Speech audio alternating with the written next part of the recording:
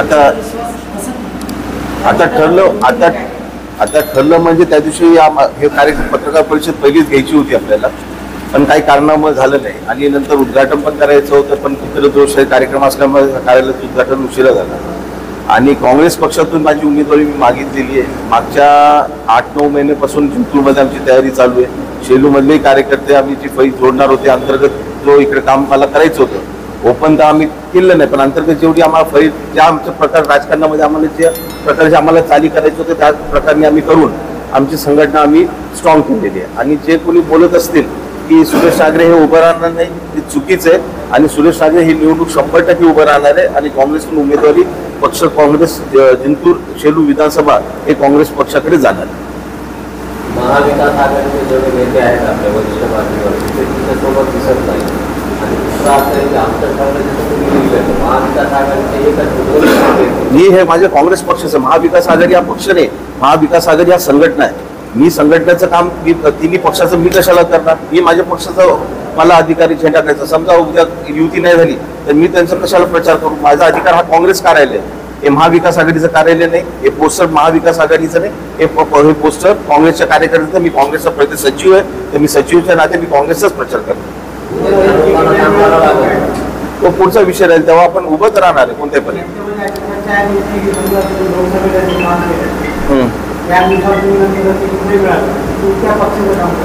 मी काँग्रेसच काम करणार आणि मी उभं राहणार. मी उभं तर कसंही राहणार आहे, उभं राहणं हे निश्चित. आणि जर काँग्रेस पक्षानं सांगितलं की महायुतीला साथ द्या, त्यावेळेस काय करणार? त्या विषयात महाविकास आघाडीला कोणाचं काँग्रेसला जागा सुटणार, दुसऱ्यांनी विचार करा कोणत्या पक्षात उभं राहायचं.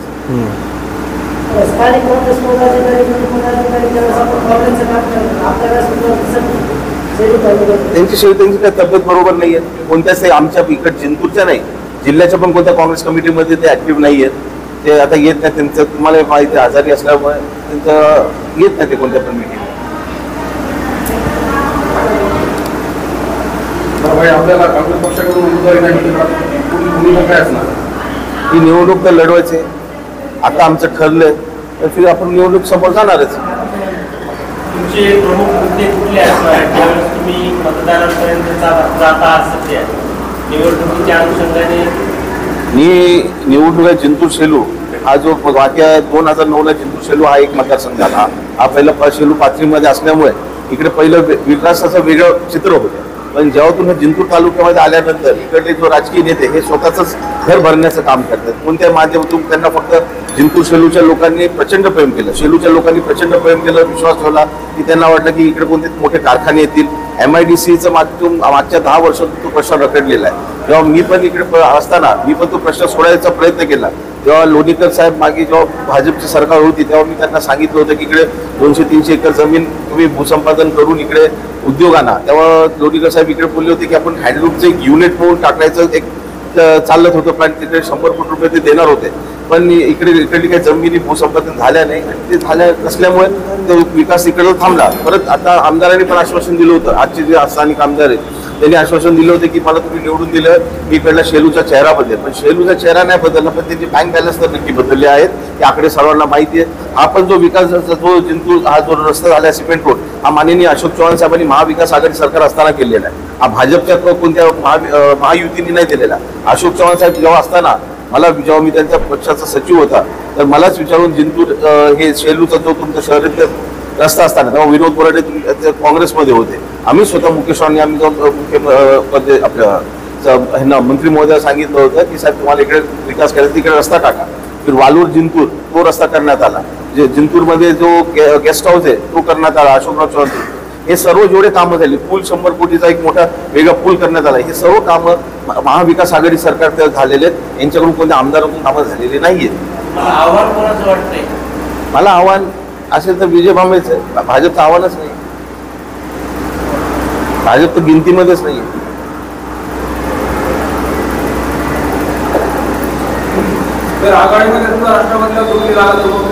तरी उभं राहणार, तसे राहू पर्याय खूप बोलले. आता तुम्ही बंडखोरी समजा, आता आमचं ठरलं समजा, काय समजा समजा आम्हाला लोकांसाठी उभं राहायचं. तुम्ही बोलले बसायचे, तुम्हाला शेलूचा विकास करायचा नसेल तर बसू आम्ही.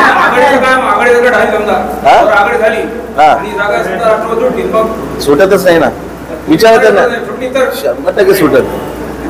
आणि तुम्हाला पाहिजे असेल शेलूचा काय विकास करायचा असेल तर उभं राहू द्या, नाही तर चालू द्या. काय जुनेच लोक. बरं, यावर आता जरांगे पाटलाने काही उमेदवार किंवा काही मनोगत किंवा काही व्यक्त केलं तर तुम्हाला किती फरक पडेल त्याचा? आता ते त्यांचा विषय. जरांगे साहेब समाजाची लढाई करत होते, समाजातून लढता लढता ते राजकारणात आले. आता आपण त्यांच्यावर काही शब्द आपण त्यांना काय बोलायला नाही पाहिजे. ते त्यांच्या समाजाचं नेतृत्व करायलेत आणि प्रत्येक समाजाला अधिकार आहे आपलं समाजासाठी लढण्याचा. आणि त्यांच्या समाजाला, प्रत्येक समाजाला आम्ही एवढंच बोलणार की तुम्ही आरक्षण जे करतात गोरगरिबांना भेटलं पाहिजे. कारण प्रत्येक समाजात गोरगरिबांनी अशी परिस्थिती आहे की वाईट परिस्थिती आहे, त्याच्यामुळे त्यांना शैक्षणिक आरक्षण मिळालंच पाहिजे कोणाला पण कोणाचे आरक्षण तू काढू नका. आमची एवढीच विनंती आहे की ओबीसीच्या धक्का न लागता तुम्ही तुमचं आरक्षण घ्या. आम्हाला त्याच्यामुळे कोणताच विरोध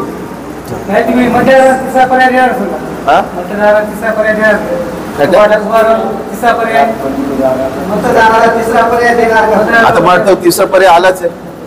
पहिले तर फुटबॉल सारखं होतं, एक गोल तू दुसऱ्या गोलमध्ये खेळायचं.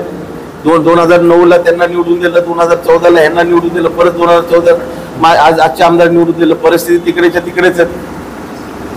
सेलू जिंतूरपैकी सेलू हे शैक्षणिक माहेरघर म्हणलं जात आहे. तर युवकासाठी तुम्ही जर आला तर युवकासाठी काय नवीन पर्याय इथं सेलूमध्ये आणता येईल तुम्हाला, असं काही तुमचं आहे ठरलेलं आहे का? युवकांसाठी बघा, हे शैक्षणिक आणि इकडली संस्कृती चांगली आहे. इकडले लोक पण स्वाभिमानी आहेत, हुशार आहेत. आणि इकडे पण ज्या प्रकारे इकडे आपल्याला शेलूमध्ये म्हणजे शेलू आणि तुम्ही पुण्यामध्ये कम्पेअर केलं तर तसं आहे इकडलं. म्हणजे लोकांना आहे इकडलं म्हणजे वेगळं, त्यांना अभ्यास शिक्षण आणि नोकरी करणारे पण इकडून जास्त, जिंतूर तुपल जास्त होतं. शेलूचे चांगले कर्मचारी पुण्यामध्ये इकडे तिकडे मोठ्या मोठ्या उद्योगमध्ये लागले. पण इकडे काय आपण चांगले उद्योग आणले आणि इकडे कोणती मोठी MIDC 200, 500, 700 एकरनं झाली. आज मराठवाड्यामध्ये काय झालं, आपल्याकडे पाऊस बरोबर नसल्यामुळे इकडले जमिनी काही शेतीवर आपण अवलंबून राहू शकत नाही.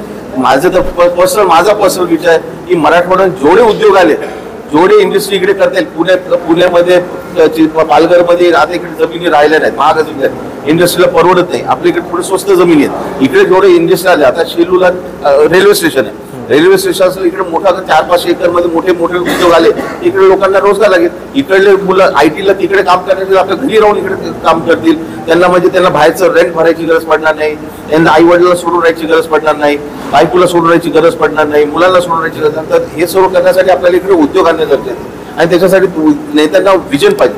आपल्याकडे विजन फक्त टक्केवारी कशी 15 ते 20% कसे खाते तेच बघतात. त्याला सोडून इकडे विजन पाहिजे.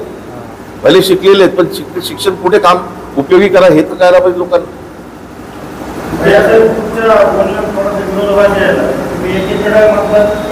विकास काम सगळे झाले ते माजी मुख्यमंत्री अशोक चव्हाण साहेबांच्या महाविकास आघाडीच्या काळात झाले. हो, विकास कामांसाठी तुम्ही महाविकास आघाडी, मी माझे पत्र दिलेले स्वतः विकास कामांसाठी तुम्ही महाविकास आघाडी दिलेत ना. आणि आता निवडणुकीत वाढत काँग्रेसचा उमेदवार.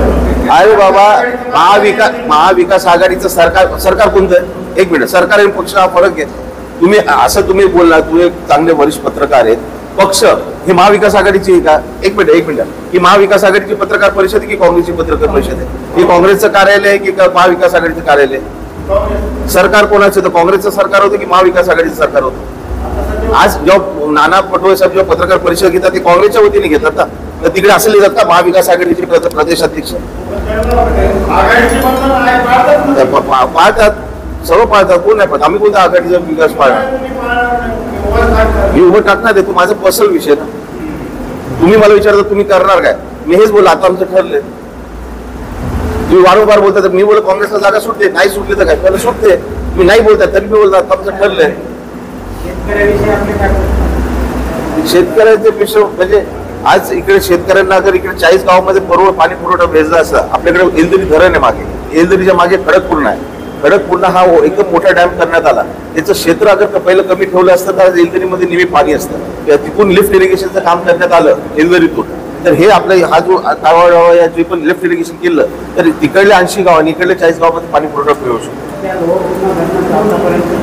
आपल्या कार्याचे काम करून आले त्याबद्दल आपण काय? आता ते कॉन्ट्रॅक्टरचे कशामुळे थांबले, बिलं थांबले की पैसे नाही ते बजेट आहेत. आता तर तुम्हाला माहिती आहे की या सरकारने आल्यानंतर काय केलं, एवढे कॉन्ट्रॅक्टचे कामं तर वाटून टाकले, पण कोणत्या कॉन्ट्रॅक्टर बिलच निघत आहेत मागच्या 1 वर्षापासून. तर त्याच्यामुळे लोक कुठले तर कसे पैसे लावणार कुठे. काल जे कार्यकर्ता मेळावा झाला, कार्यकर्ता मेळाव्यामध्ये आपले जे आरोप केलेले आहेत आजी माझ्या, त्याबद्दल आपलं प्रेसला खुलासा झाली काय काय प्रकार आहे? आता ते भाषणात तुम्ही पाहू शकता, ते व्हिडिओ बरोबर ऐकल्यावर पाहू शकतात. हा त्यावेळी हे सांगितलंय, ते दुसऱ्यांचं खोटं अफवा चर्चा करत आहात. लोकांना सांगतात की तो उभा राहणार नाही, उभं राहणारे आमचे काका आहेत, ते आम्ही आज पण त्यांना आदर करतो, आमचे वडिलांचे मित्र आहेत. पण त्यांनी ती जी मर्यादा पाहिजे त्यांनी ती क्रॉस केली. तर मला लोकांना आणायची, तुम्ही खोटे अफवा करता. आम्ही तर तुम्हाला सांगितलं नाही राहू नका, आम्ही तर तुमचे 100 रुपये शर्मिंदा नाही आहेत. ज्याचे आहेत त्यांचे तुम्ही देऊन टाका, नंतर बोला दुसऱ्यांना बदनाम करण्याचे बदले. आम्ही ही निवडणूक 100% लढणार आहेत हे निश्चित आहे. आणि ते जेव्हा ते स्वतःच्या मामाच्या विरोधात राहू शकतो, मी तर रक्ताचा पण नाही त्यांचा, मी तर त्यांच्या रक्ताचा पण नाहीये. हा बोलायला मला पुत्र बोलते. हा मागच्या आम्हाला विधान परिषद आमची खपवली, आम्ही त्यांना वडिलांचा दर्जा दिला होता. वडिलांचा दर्जा दिल्यानंतर त्यांनी आमच्यावर काय केलं, हा त्यांनी कोणतं प्रेम दाखवलं, त्यांनी ते प्रेम दाखवलं. तर ते आम्ही काही रक्ताचे नाते नाहीत, पण हा आम्ही त्यांना वडिलांसारखं आमच्या आई वडिलांनी शिकवल्याची संस्कृती की आम्हाला त्यांना रिस्पेक्ट द्यायची, आम्ही ते रिस्पेक्ट देतो. ते पर्सनल आहे, माझे 100 करोडचे 1000 करोडचे धंदे आहेत, तर त्याला मी काय बोलणार. आता रिलायन्सला पण खूप देणं, टाटाला पण देणं, त्याला विचारा तुमच्या फॅक्टरी चालते की नाही. पण केले ना, 5000 कोटी लग्नात खर्च केले ना, केले की नाही. बँकेचे किती कर्ज आहेत, किती कर्ज आहेत, किती कर्ज आहे रिलायन्सवर, टाटावर किती कर्ज आहे. कर्ज हा वेगळा, राजकारण वेगळा, व्यवसाय वेगळा. तुम्ही ते मिक्स का करायला पडते. त्यांच्यावरही खूप कर्ज आहे. जेव्हा त्यांच्यावर कर्ज होतं फॅक्टरीचं 5 कोटी नागरिक पण तेच घेऊन गेलते. हा पाहिजे तर माझ्याकडे ते आता पण स्टॅम्पवर लिहिलेलं आहे, दाखवायचं का, बघायचं असेल तर दाखवतं. हा ते पसर, तुम्ही त्या पसर करायला काय अर्थ नाही त्याच्यात. प्रश्न गेल्या 25 वर्षापासून आहे.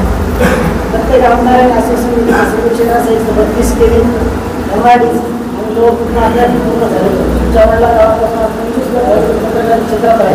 25 वर्षापासून प्रत्येक आमदाराला आम्ही तेच प्रश्न विचारतो. आमदार होत असतात तालुक्यातले प्रश्न ते कायम होतात. बरोबर. यासाठी आपण काय करतो.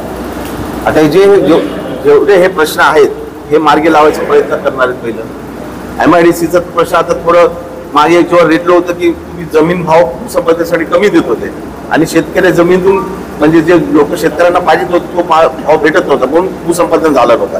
तर त्याच्यासाठी हेच आहे की तुम्हाला थोडे पैसे वाढून तुम्हाला उभं इकडे MIDC करायला लागेल. राहिला दुसरं जुना प्रकारचा तो काय विषय, एकदम बजेटेड प्रॉब्लेम आहे. कॉन्ट्रॅक्टरनी अर्धवट काम करून ठेवलेले, तर त्याच्यासाठी जे पण पाठपुरावा करता येईल ते आपण करून मार्ग करायचा प्रयत्न करू. आणि जे तिसरं तुम्ही कोणता बोललं, 132 केवीचा, नक्की ते पण 132 केवीची गरज आहे. आज शेलू इकडे होणारच नाही, MIDC नाही होणार आणि पुरवठा पण 24 तास चांगला लागत असेल तर त्याच्यासाठी योजना आपण सरकार आल्यानंतरच करू शकतो. सरकार नाही आलं तर हे प्रश्न मार्गी लावणं अवघड. सरकार आल्यानंतर नक्कीच आपण करू. फक्त तुम्ही संधी दिली, विधानसभेला पाठवलं तर आपण नक्कीच हे प्रश्न सोडवायचा प्रयत्न करू.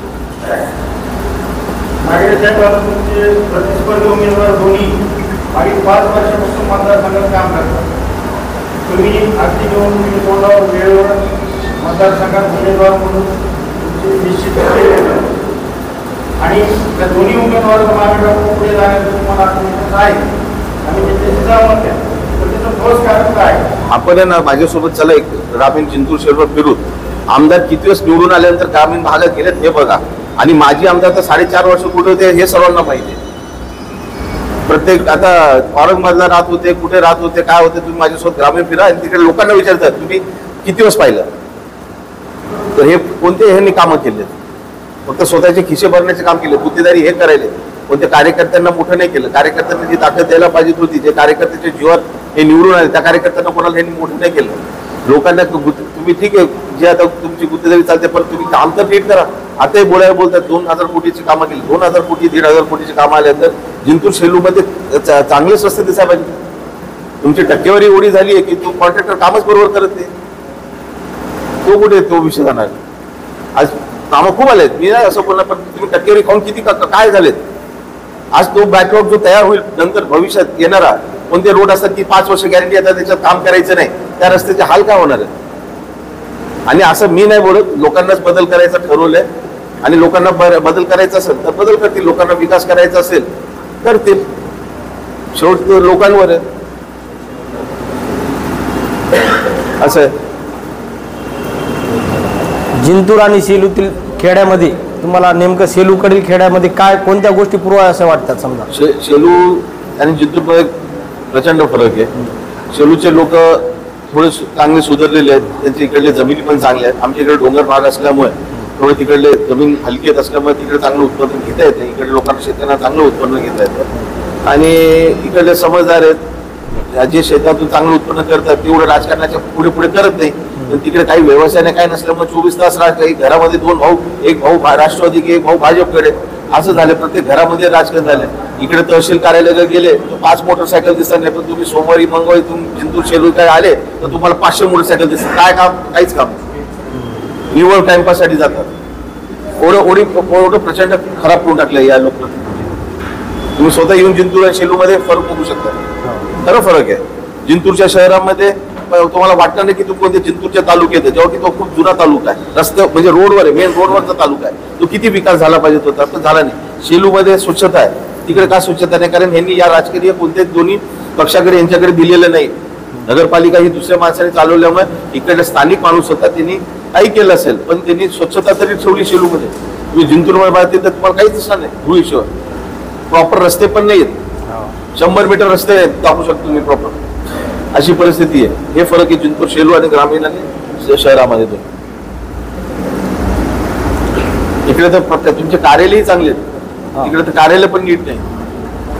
आपल्याकडे कोणते अधिकारी यायला तयार नसतात, थोडं डी ग्रेडवर टाकून दिलं तालुका आहे लोक. आणि जेव्हा चांगले अधिकारीच नाही ना तर विकास कामं कशी होणार लोकांची? तर दोन्ही तालुक्यापैकी तुम्हाला कोणता तालुका सोपा वाटतो की ह्या तालुक्यातून मला लीड भेटू शकते? असं त्या दोन्हीकडून भेटणार. दोन्हीकडून भेटणार. शेलू मला खूप डोक्यावर घेऊन नाचणार आहे. तुम्हाला असं वाटतं की बोललं ना, राजकारणाची वेगळी कामं पद्धत असते. माझी अंतर्गत बांधणी झालेली आहे, त्या अंतर्गत बांधणी तुम्हाला दिवसात दिसून येणार आहे समोर. काही लोक घाबरून समोर येत नाही, पण माझं काम करायला साहेबांना समारोपाकडे जाऊ. तुमच्यावर जे विरोधी उमेदवाराकडून आरोप होते की पैसे नाही, कर्ज बांधले जातात, ते आरोप रोखून काढण्यासाठी आपल्या सगळ्या सहकार्याच्या वतीने मी तुम्हाला एक विनंती करतो. सगळ्या पत्रकारांना निवडणुकीच्या भरपूर जाहिरात घ्या. उल्लेख करू सगळ्या पत्रकारांना खुश करू. मी पत्रकार संघाचा अध्यक्ष सगळ्या पत्रकार बंधूंच्या वतीने तुमच्याकडे सर्व बाळासाहेब जोगदन या राहील साहेब बसा, तुमची यादी देऊन टाका, बोनस पण देऊ आणि अजून दुसरंही पाठवू, जाहिरात पण देऊ आणि दुसरं पण देऊ, काही घाबरू नका. थँक्यू.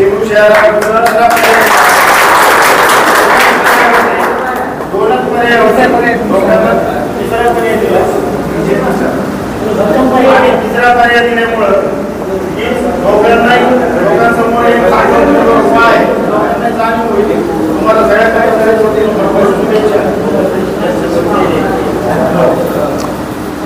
आणि आज जो कार्यक्रम हा मोठा आयोजित केला आहे, अगर नसतं तर कोणी करोड 2 कोटीचे कार्यक्रम आयोजित करत नाही. काल जिंतूरमध्ये पण 60-70 लाखाचा कार्यक्रम झाला, आज इकडे 1 कोटीचा कार्यक्रम झाला. तर जे आहेत लोक जे लोकांना फसवायचे ते फसवू शकतात. राजकारणामध्ये कोणी प्रत्येकाचे गाव असतात ते कळू शकतात, म्हणून ते आपण करून टाकलं. तुम्ही एवढ्या उशिरा उतरले, असा माहोल बनवलाय हेच तर मी बोललो, आमचं पहिलं अंतर्गत आम्ही बांधली केला. कारण आता तिन्ही उमेदवार जिंतूर तालुक्यातले किंवा जिंतूरचे झाल्यामुळे सेलूकरांचा तुमच्याकडे पाहण्याचा जिंतूर दृष्टिकोन बी वेगळा आहे. 30 ते 35 हजारची लीड घेऊन येईल. जिंतूर तो 100% 30 ते 35 हजारची लीड घेऊन. शेलूवाल्यांनी प्रेम करून 15-20 हजार दिलं लीड, बस झाले. 50 हजार लीड काढतो आपण. आणि शेलूवाले म्हणतात जिंतूरतून जास्त हुशार आहेत. तुम्हाला 20 वर्षांनी शोषण केलं, तुम्हाला त्यांना झटकाच द्या. हा, तुम्हाला आता संधी भेटली सर्वांना. आतापर्यंत शेलूवाल्याचा शोषणच झालेला आहे सर. काय सेलूवाल्यांचा आतापर्यंत शोषण झाला, आम्हाला स्थायी असा कोणी पाहिजे होता तरी आम्ही तुमच्याकडे एक आशेनं पाहत असतो. तर तुम्ही आमच्यासाठी काय करणार सेलूवाल्यांसाठी?